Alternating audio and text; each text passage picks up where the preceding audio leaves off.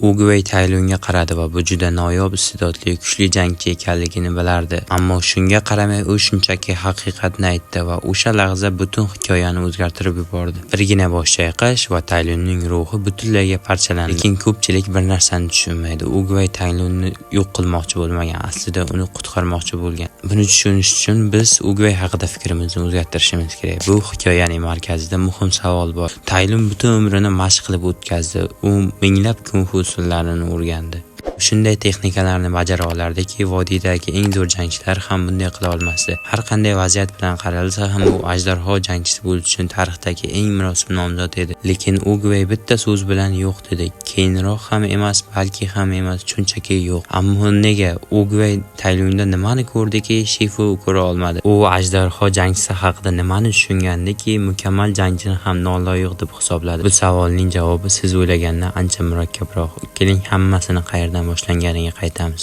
Nefret saroyida sovuq bir kecha edi va saroy eshigini oldida kichkina Taylun tashlab ketilgan edi. Shifu esa uni uyga olib kiradi va o'z o'g'lidek tarbiyalaydi. Shifu Taylunni shunchaki shogird sifatida yaxshi ko'rmagan. Shifu Taylun orqali o'z orzularini ko'rardi, o'z merosini va kung-fudagi eng katta sharaf ajdarho jangchisi unvonini qo'lga kiritadigan jangchini ko'rardi. Shuning uchun Taylunning bolaligidan boshlab hamma narsa bitta yo'lga qaratilgan edi. Sen ajdarho jangchisi bo'lasan degan gaplar miyasiga singdirilgan edi. Endi tasavvur qiling, yosh bola ongiga bunday gaplar qanday ta'sir qiladi? U allaqachon bir marta tashlab ketilgan ajdarho jangchisi unvoni u uchun shunchaki unvon emas edi, unga nafasdek zarur edi. Chunki u ajdarho jangchisi bo'lmasa, u kim bo'ladi? U qilgan barcha mashqlar, singan suyaklar, uyqusiz tunlar hammasi bekor bo'lib qolardi. Taylun butun bir umrini ajdarho jangchisi bo'lishga bag'ishladi va aynan shu narsani Ugvay ko'rdi.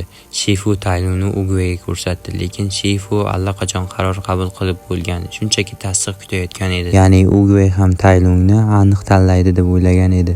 Taylun ham shunga ishonib ulg'aygan edi. Ugvay hammasini ko'rdi. Taylunning g'ururini, Shifuning kutgan umidlarini va eng muhimi ichki xotirjamligi yo'qligini. Ugvay mukammal jangchini ko'rmadi, u o'zini yenga olmagan jangchini ko'rdi.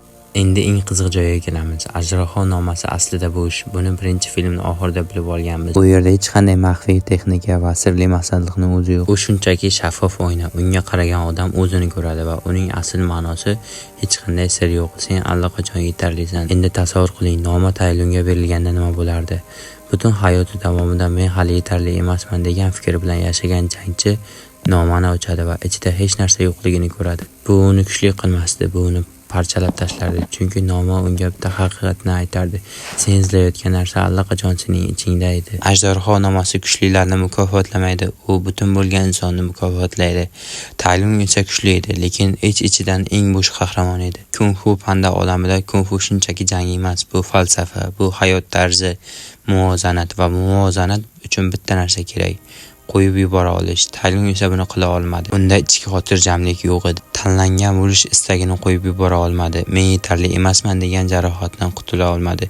Shuning uchun har bir zarbasi aslida dushmanga emas, o'zining ichki bo'shlig'iga qaratilgan edi. Keyin hikoyaga po kirib keladi. Oddiy panda mandalarni yaxshi ko'radigan, kulgili, g'alati panda.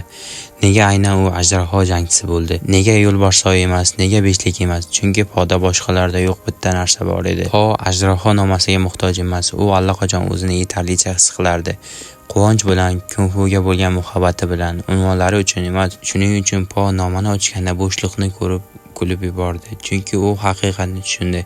Hech qanday maxfiy masalliqni o'zi yo'q. Taylun va Po bir tanganing ikki tomoni edi. Biriga hamma narsa berildi, iste'dod, mashq, maqsad, lekin baribir yetmasdi. Ikkinchisiga esa deyarli hech narsa berilmadi, lekin u allaqachon yetarli edi. Balki hikoyaning eng achinarli qismi ham shudir. Taylun yovuz bo'lib tug'ilmagan, u singan edi.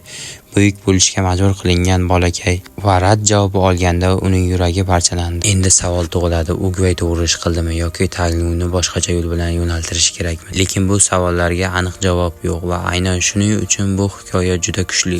Va bu tahlil haqida kommentariyada o'z fikringizni qoldiring. Agar video foydali bo'lgan bo'lsa, kanalga obuna va bir dona like esdan chiqmasin. Keyingi videogacha ko'rishguncha